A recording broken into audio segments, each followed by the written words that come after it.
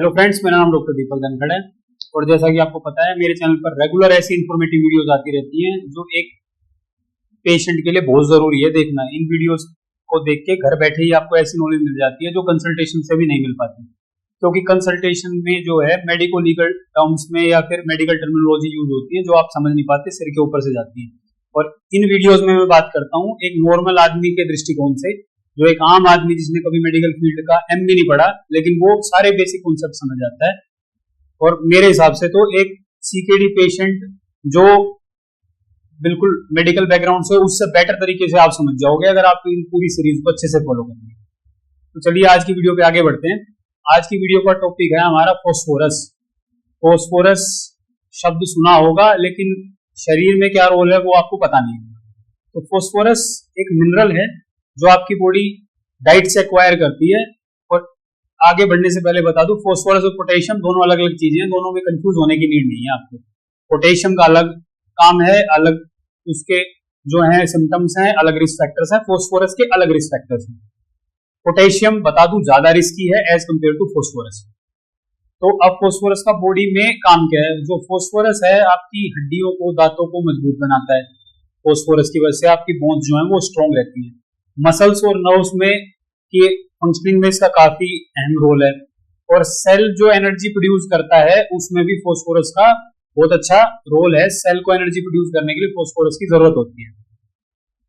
तो अब आप सोचोगे कि इतना इंपॉर्टेंट है तो कभी सुना कि नहीं हमने इस शब्द के बारे में, फॉस्फोरस है क्या? क्योंकि कभी पहले किडनी फेलियर हुआ नहीं। जब कोई चीज होती है तब उसकी इंपॉर्टेंस पता चलती है कि वो कितनी जरूरी है। तो अब फॉस्फोरस पता चल गया कि ओरली जाता है, तो किन किन चीजों में ज्यादा मिलता है फॉस्फोरस? जो प्रोटीन रिच चीजें होती हैं, जिन चीजों में प्रोटीन की मात्रा ज्यादा होती है, जनरली देखा जाता है उन चीजों में फॉस्फोरस की मात्रा भी ज्यादा होती है।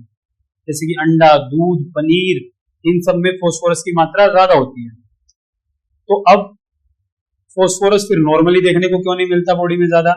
क्योंकि नॉर्मली अगर आप ज्यादा फॉस्फोरस कंज्यूम भी कर लेते हो तो आपकी किडनी की फिल्ट्रेशन इतनी अच्छी होती है उस समय की उसको बॉडी से एक्सक्रीट आउट कर देती है, बॉडी से बाहर निकाल देती है और आपको पता ही नहीं चलता फॉस्फोरस होता क्या है।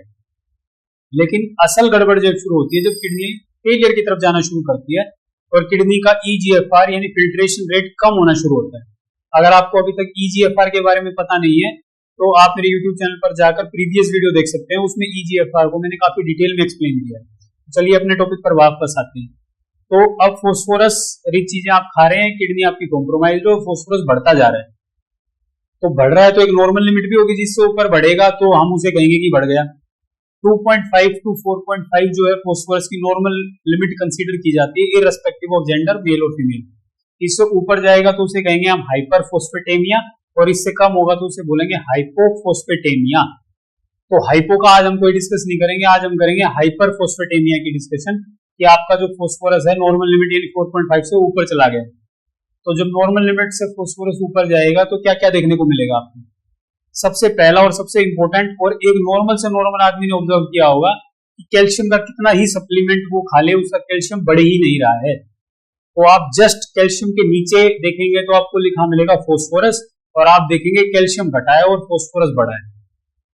तो जो कैल्शियम और फॉस्फोरस है वो दोनों इनवर्सली प्रोपोर्शनल होते हैं, यानी फॉस्फोरस बढ़ेगा तो कैल्शियम घटेगा। तो अब कैल्शियम घटेगा तो होगा क्या?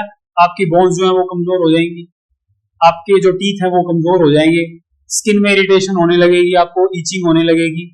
और जब और सीवियर फॉस्फोरस बढ़ेगा तो फॉस्फोरस जो होता है कैल्शियम को निकाल तो रहा है आपकी बोन्स में से, और उसके साथ कैल्शियम और फॉस्फोरस डिपॉजिट मिलकर डिपॉजिट होने लग जाते हैं आपके हर्ट में। और जब आपके हर्ट में डिपॉजिट होंगे तो कार्डियक अरेस्ट के चांसेस बढ़ेंगे, ब्लॉकेज बढ़ेगी, और आप किडनी फेलियर के पेशेंट तो थे ही थे, अब आप हार्ट के पेशेंट भी बन चुके होंगे।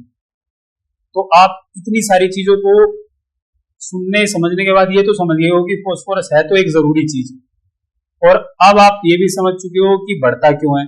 लेकिन बढ़ गया, गलतियां थी जो हो गई, अब आप इसको कंट्रोल कैसे करें?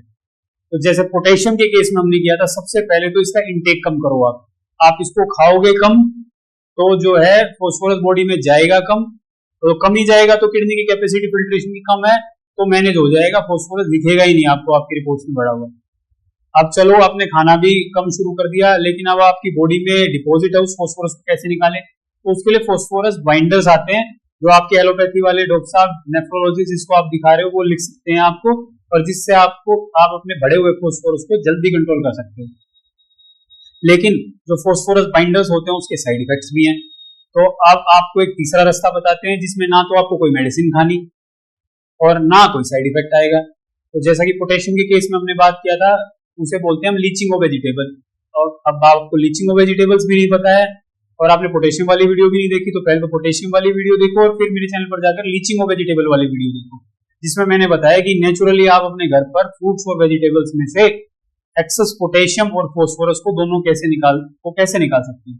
और एक दूसरा मेथड है डबल बॉइलिंग मेथड, उससे भी आप इसको निकाल सकते हो। तो डबल बॉइलिंग मेथड की किसी और वीडियो में किसी और दिन बात करेंगे, लेकिन मेनली मैंने इस वीडियो में फॉस्फोरस है क्या, बॉडी में आता कैसे, निकलता कैसे, कैसे कंट्रोल करें, उसके बारे में आपके साथ सारी डिस्कशन कर ली। बाकी आयुर्वेद की कुछ मेडिसिन हैं जो इसको फ्लैश आउट करने में हेल्प करती हैं।